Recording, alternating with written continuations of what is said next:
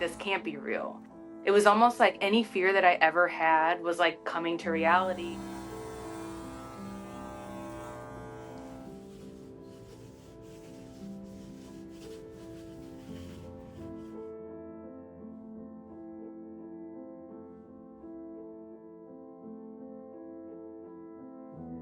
All I could think of was like, I'm only 30. Like, how is this happening and I'm only 30? Like, the patients that I see are 75, 85, 90. Like, I was just like, what did I do wrong? How did I get this? Like, what am I doing that could possibly cause this?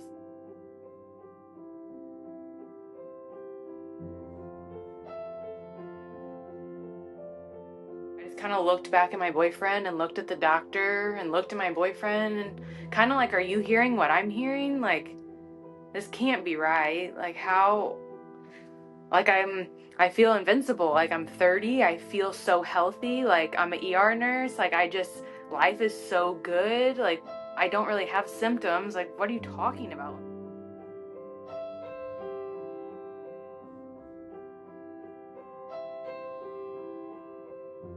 My name is Hayley. I'm from Missouri. I was diagnosed with follicular 3B and diffuse B cell. It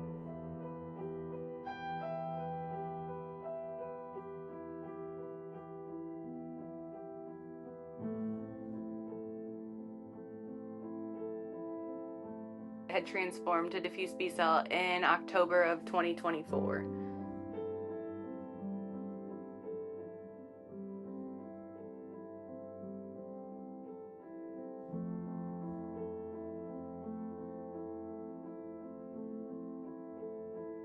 I got diagnosed in October, like the 23rd, and it was about 3.5 weeks before that.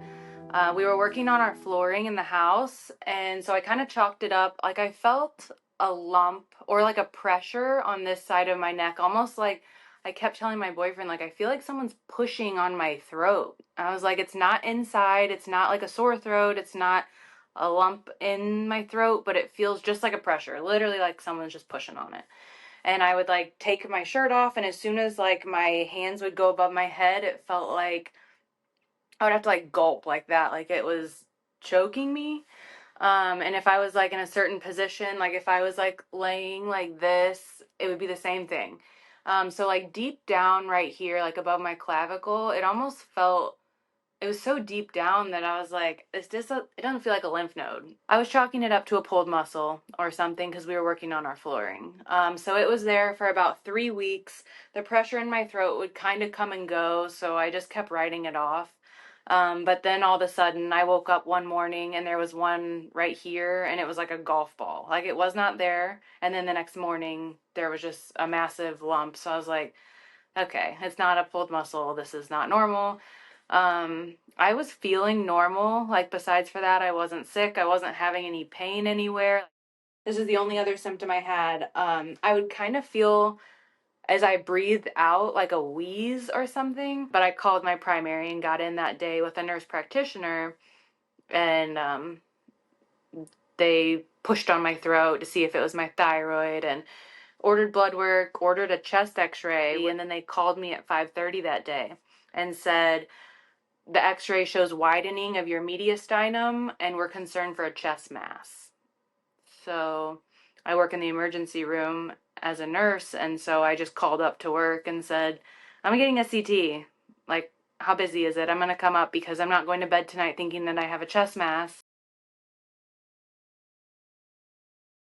Those are like my colleagues, and the doctor that I work with him all the time, and usually I'm the person standing there by him giving these types of diagnosis. And so being on the other side was very surreal. So he actually sat down on a stool and started crying and like wheeled it up to me at the bedside. And he was like, so, you do have a chest mass, a bulky chest mass, and 2 tumors here and 1 in your abdomen, and we are highly, like, very probable that you have lymphoma.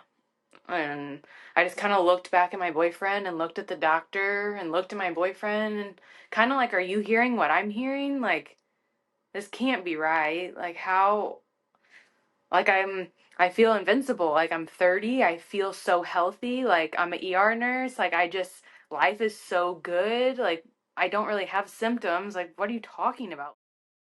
And he used the word cancer, and that, like, shook me. I was like, no, no way. Like, this can't be real. It was almost like any fear that I ever had was like coming to reality. And all I could think of was like, I'm only 30. Like, how is this happening and I'm only 30? The patients that I see are 75, 85, 90. Like, I was just like, what did I do wrong? How did I get this? Like, what am I doing that could possibly cause this? So he told me I already talked to the oncologist. I went to the oncologist at 9 o'clock the next day, and he told me with your age and how you're presenting, it's probably Hodgkin's lymphoma, which has like a 98% cure rate. So he got my hopes up. He said, you're going to lose your hair. Plot twist. I lost my hair. But it wasn't Hodgkin's, and I didn't have a 98%. But anyway, so he told me that. He said, we need to take a biopsy. And then in the meantime, I have family that knows people at Siteman downtown, and they were like, you need to go get a second opinion. You need to go to a specialist, like a lymphoma specialist. And I was like, I really trust the town that I'm in. Like, this is where I work. I'm fine. He knows what he's doing. He's like, already seems very confident in what my treatment would be, even if it comes back as something weird. He said, if it is something very rare, I'll send you to who you need to go to. But they went behind my back and called Siteman and called in a favor. And Siteman called me on Tuesday and said, we can get you in tomorrow. So it's like one of the top cancer centers in the country, and especially for lymphoma and stem cell transplants, like it's like a dream come true.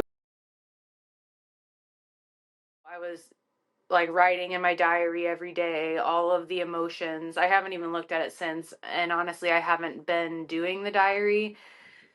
I did that for like 9 days. Other people that have cancer, I feel like would feel the same as like you don't have a choice. So like honestly, you just put one foot in front of the other, and then you just don't have a choice. You go through the motions, and all I see is like, what's my next step? How am I going to get to the end of it? So it's like whatever I have to do to be healthy again is enough for me to keep going. I feel bad for my body. Like mentally, I'm having some bad days, but I'm like, I try and take such good care of you, and like you're trying so hard, and I keep putting toxic stuff in you to kill you and all this stuff, but in the end it's like other people, like at least I'm given a chance to fight. Like some people, there's other people out there that don't even get a chance to fight. They, I mean, it sounds silly, but people could get in a car accident. There's other way, like just catastrophic things that happen to people. Like this is not the end. It's not the end. Like there's more. Once you get a cancer diagnosis, that's not the end all. You don't have it the absolute worst as everybody. If you just could keep your mind positive, I know it's hard because I have my days for sure.